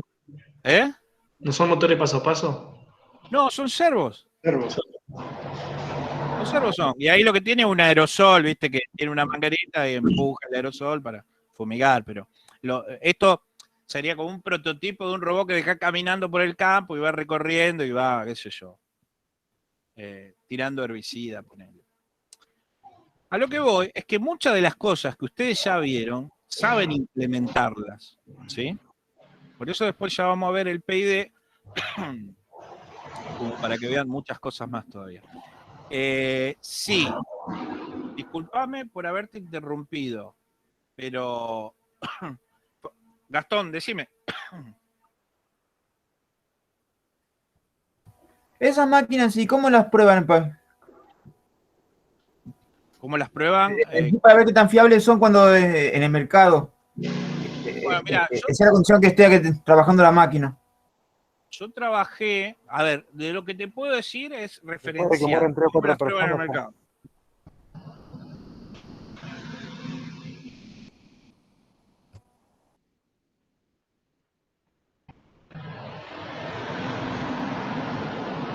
cuando deja de matar personas, ahí ya está ok. Claro. Yo trabajé en esta, ¿sí? En la Reconquista, ¿sí? Era una cosechadora de arrastre. O sea, funciona igual que una cosechadora grande, solo que le tenés que enganchar la toma de fuerza del tractor, ¿sí? La llevas al costado, ¿sí? ¿Y cómo se prueba? Bueno, conseguís un colono, un gringo que te preste el campo, ¿sí? Y empezás a hacer las pruebas. Acá no hay mucho. A ver, estaba la gente del INTA, trabajamos con la gente del INTA Reconquista, que la gente del INTA Reconquista también tenía las instalaciones ahí, los campos del INTA, y también lo probábamos ahí. También se llevó a probar a diferentes campos, ¿sí? Diferentes tipos, porque este está con el cabezal para trigo, pero también tenía el cabezal para girasol, el cabezal para maíz, ¿sí? ¿Ves? Este es un cabezal girasolero, ¿ves? Entonces, lo probábamos y vas viendo qué producto desperdicia, si más o menos trabaja bien, cuándo consume. A ver, esto es para pequeñas parcelas, ¿no? Cuando hablamos de pequeñas parcelas, campitos de 15 hectáreas, qué sé yo, 20 hectáreas. Para pequeños productores, digámosle así, ¿sí? ¿Qué sé yo? Cosechan para tener para sus animales o para fabricar aceite. Pero generalmente así, si no, te acercás a una experimental del INTA, ¿sí? Y los podés, entre comillas, contratar, ¿sí? A veces puede ser que por motus propio les interese, te acoplás y ellos te dan una mano. O a veces, bueno, los tenés que como que subcontratar para validártela, ¿viste? Más que nada porque todo lo que tenga el logo del INTA en Argentina está serio, respaldado, ¿sí? Por lo menos le da garantía. Pero no queda otra que tenés que probar vos. Tenés que probar vos a campo abierto y probar y probar y probar hasta que este prototipo después no tuvo resultado por todas unas cuestiones que hay detrás, que llegado el caso, si quieren se las comento, pero es un problema, lo que es repuesto, logística, ¿sí? Esto tenía más de 500 piezas, ¿sí? Imagínate tener que fabricarlo y hacerle mantenimiento a alguien que te lo compró en el sur para cebada o para avena, ¿sí? Y vos no tenés todos los repuestos o tenés solo una camioneta para moverte por todo el país. O sea, hay toda una cuestión de que estas cosas tenés que tener una espalda. Tenés que tener toda una cadena de logística, distribución, flete, gente. ¿Por qué? Porque se te pierde la cosecha, ¿sí? Pero cuestiones electrónicas, ¿sí? Aunque sea para comercializar por la zona o demás, son cuestiones para poder llevar adelante. Espero haber podido aclararte eso, ¿no?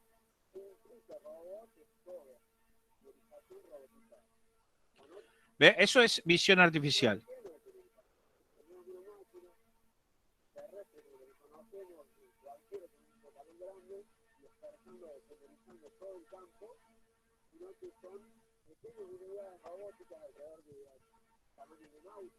Claro, eso es lo que preguntaba o decía antes Lucas. Lucas, vos decías, claro, son chicas. Pero acá, por ejemplo, el especialista este del INTA lo que dice es que en realidad son todo un conjunto de unidades pequeñas que trabajan en tándem, ¿viste? Como no necesitan que haya una persona arriba o atrás, vos lo podés tener trabajando toda la noche, todo el Lo que dure la día. batería.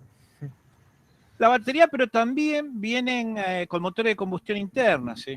Sí, también. Para la tracción, ojo, para la tracción, para toda la otra parte tienen su batería, la parte electrónica, transmitir los datos. Sí, sí, bueno, pero no sería lo que más consume, digamos, en definitiva. No, no, no, no. No, no. Inclusive ya vamos a ver unos modelos que tienen paneles solares.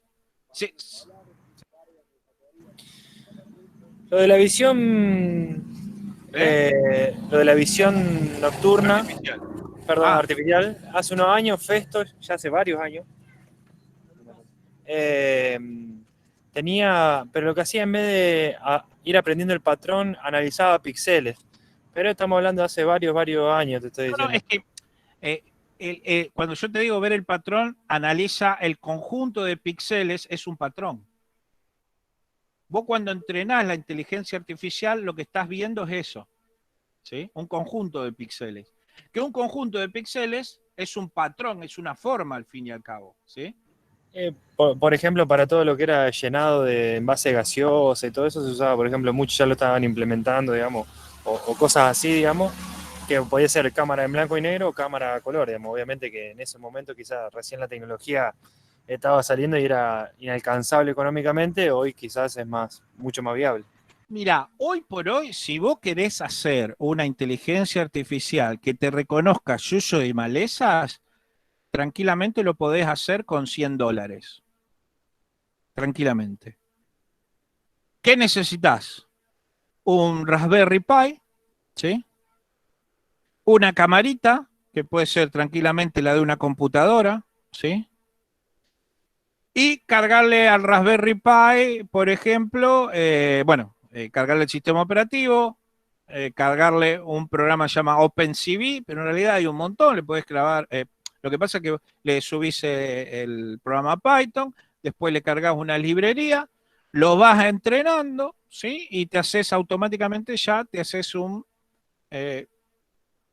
mecanismo, ¿no? La parte electrónica que detecta lo que vos entrenaste, ¿sí? Por ejemplo, lo voy a poner en YouTube, ¿sí? Eso no es nada de otro mundo, lo podés hacer tranquilamente.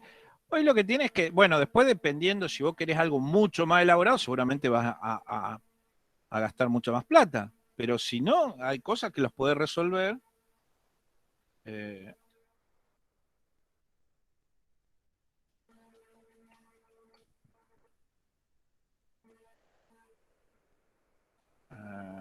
Bueno.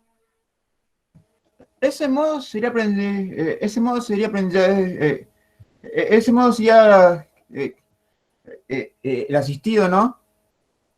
Que le sí que buscar Sí, sí, y que una analizar. persona lo va ayudando, sí. Porque las grandes empresas pues, generalmente optan por otro método que le da información y el programa busca y según entiende. Cuando más información le das útil, mejor. ¿Ves? Fíjate, otro se llama bueno, este es el OpenCV que yo te decía, y otro que se llama Processing, también sirve. Fíjate que son cuestiones de matriciales. Yo se los comenté ya el año pasado. ¿Se acuerdan que una matriz en realidad es un arreglo numérico de información? Cuando usted tiene una foto en píxeles, ¿sí? Cada uno de esos píxeles tiene una información, dependiendo si la imagen es 16, 32 bits, 64 bits, ¿sí? Pero quería ir directamente a un caso práctico. Bueno, acá hay uno. Entrenó, ¿sí? Para que detecte la cara. O detecte la cara. Como las cámaras de sacar fotos, que se sabe cuando uno sonríe, no sonríe.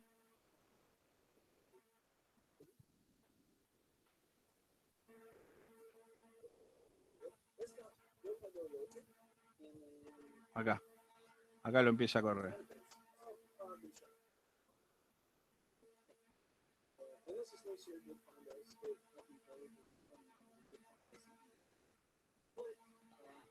Sí, ahí le encuentra la cara. Después, a ver.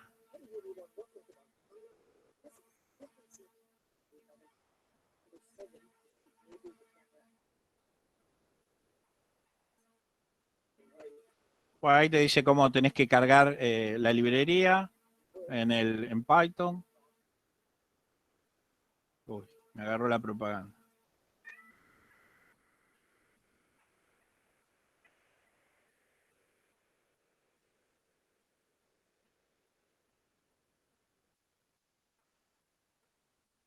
Fíjate, ahí no está detectando nada. Ahí no está detectando nada. A ver. Ahí sí, ¿lo ven? Fíjate cómo el recuadro sigue la imagen o el color. ¿Lo ves?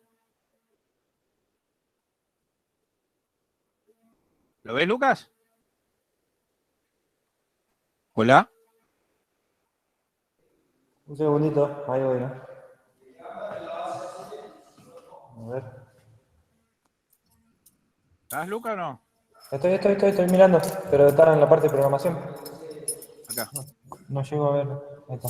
Sí, ahora sí. Entonces, vos podés entrenar figuras geométricas como podés entrenar, qué sé yo, imágenes. Entonces vos le cargas cuando hablamos de una biblioteca es un grupo de algo. Por ejemplo, grupo de foto de caras. Entonces él ya termina, ¿sí? Sintonizándose para detectar cuándo es una cara de un humano, porque después pone una cara de un perro, un gato, y entonces él sabe que no es humano, ¿sí? Bien. Entonces, a ver, visión artificial.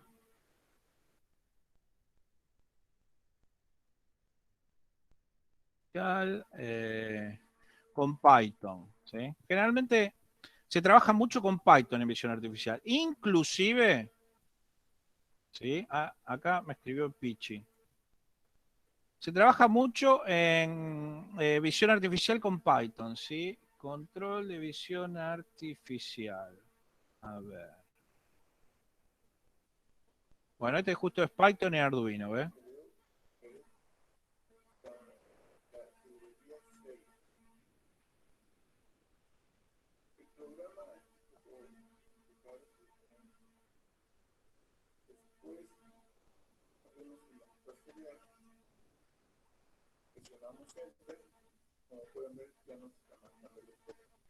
¿Ve? Ahí. Este es muy tonto, pero vamos a hacer visión artificial con Python. A ver. Bueno, el de las caras. Bueno, este es con OpenCV, el software OpenCV, ¿sí? Y un Arduinito. Fíjate cómo detecta las líneas y los bordes de las calles. Ojo, estamos hablando de un Arduino, ¿no? Con un Raspberry, la que sería la parte de procesamiento de imágenes se haría mucho mejor, ¿sí? Pero si vos querés tranquilamente, con visión artificial, entrenar para que sepa, qué sé yo, detectar que son manzana roja, manzana verde, manzana de banana, o, a ver, lo que te quiero decir es, entrenarlo para algo lo podés entrenar. Ahí está detectando un vehículo, ¿sí?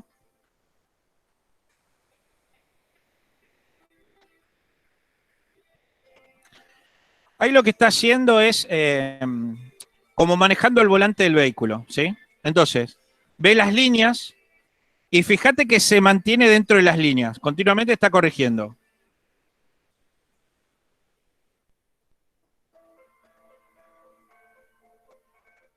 Bueno, esto es otra biblioteca, se llama TensorFlow, ¿sí?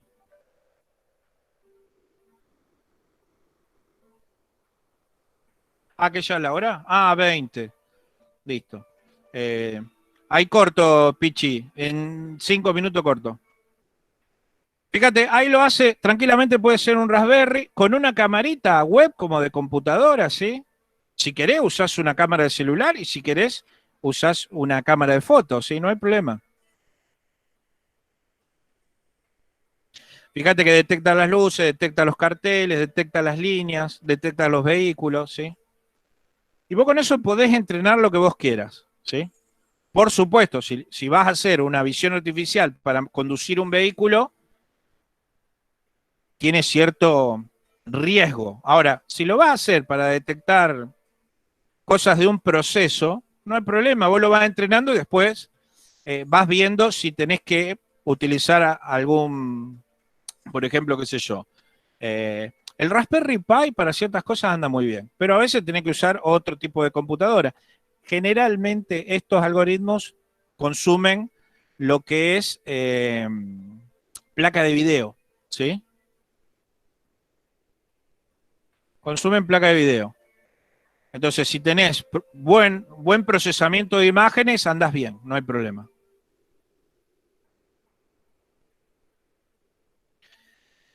Bueno, chicos, acá terminamos el capítulo número 1 y número 2 de lo que es robótica. Quería comentarles un poco todo esto. Ya a partir de la semana que viene empezamos cosas más prácticas, ¿sí? Más teoría práctica. ¿Dudas?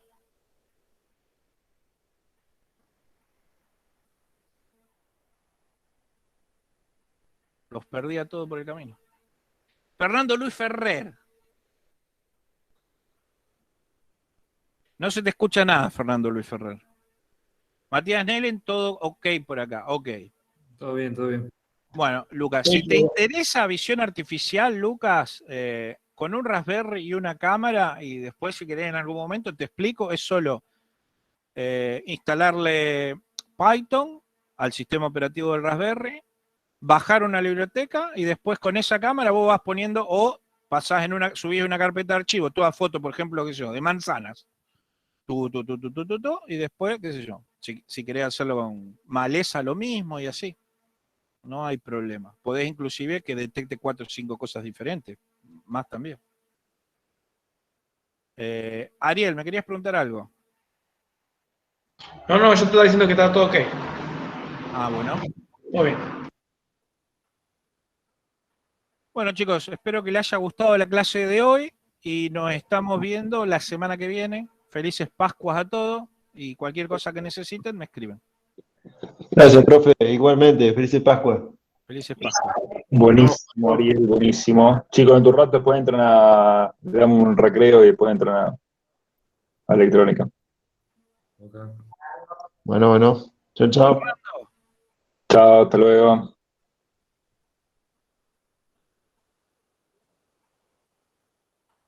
Acá estamos con el gran Mario Alberto. ¿Qué? Vamos, Mario. Muy bien, excelente. ¿Cómo va? ¿Todo bien? Todo bien, Marito, todo bien. Todo en orden. Arrancando el año, ¿qué va a ser? Vamos a ver cómo sigue. A ver cómo sigue. Sí, viene complicado, ¿no? Ahora que. Sí, perspectiva, digamos. Vamos a ver, esperemos que no sea para tanto. Sí, vamos a ver cómo sigue evolucionando todo esto. Bien, me pareció la clase entretenida, vi un ratito ahí, pero está bueno.